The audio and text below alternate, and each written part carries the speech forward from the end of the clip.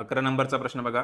अनुच्छेद 25 ते 28 याच्यानुसार आता हे राईट टू रिलिजन मधला सेक्शन्स आहे. याच्यानुसार मूलभूत अधिकारांच्या संदर्भात पुढीलपैकी कुठले विधान अयोग्य आहे? ठीक आहे. चुकीचं कोणतं असं आपल्याला विचारलंय. राज्यांनी पूर्णपणे आर्थिक सहाय्य दिलेल्या शैक्षणिक संस्थांमध्ये कोणतीही धार्मिक सूचना देण्यात येणार नाही. हे स्टेटमेंट बरोबर आहे. कारण का?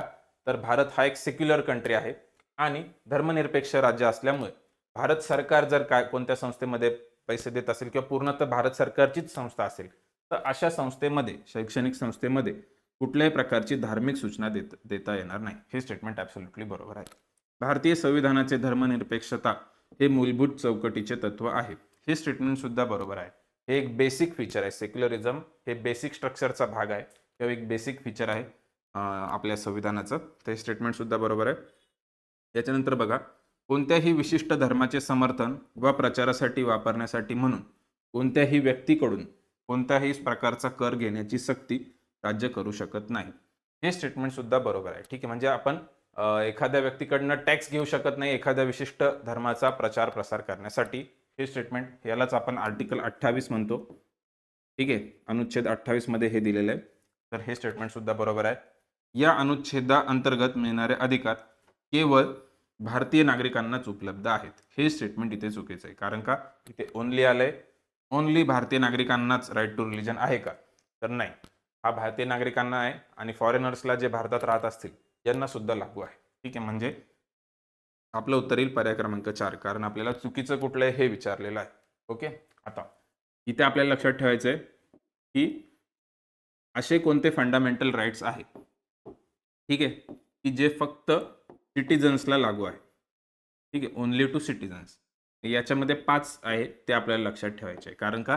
इथे आयोगाने आपल्याला ट्रॅप करायचा प्रयत्न केला ना, की हे जे 25 ते 28 आहे हे इथं म्हटलं केवळ भारतीय नागरिकांना लागू.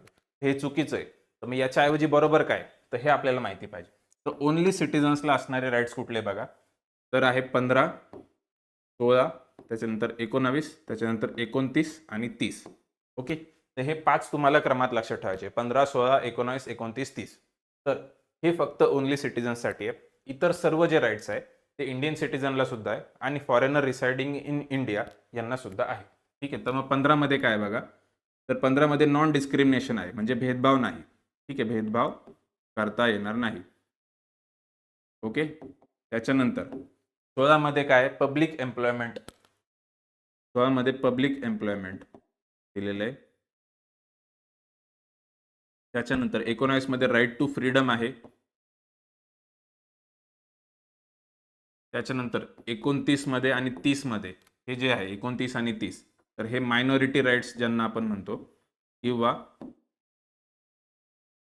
यांना आपण एज्युकेशनल राईट्स म्हणतो. ठीक आहे. म्हणजे जे पण काही अल्पसंख्याक असतील तर त्यांना त्यांच्या संस्था तयार करण्यासाठी म्हणून जे काही अधिकार दिलेले आहेत तर 29 आणि 30 मध्ये ते दिलेले आहेत. तर हे ओनली सिटिझनसाठी आहे.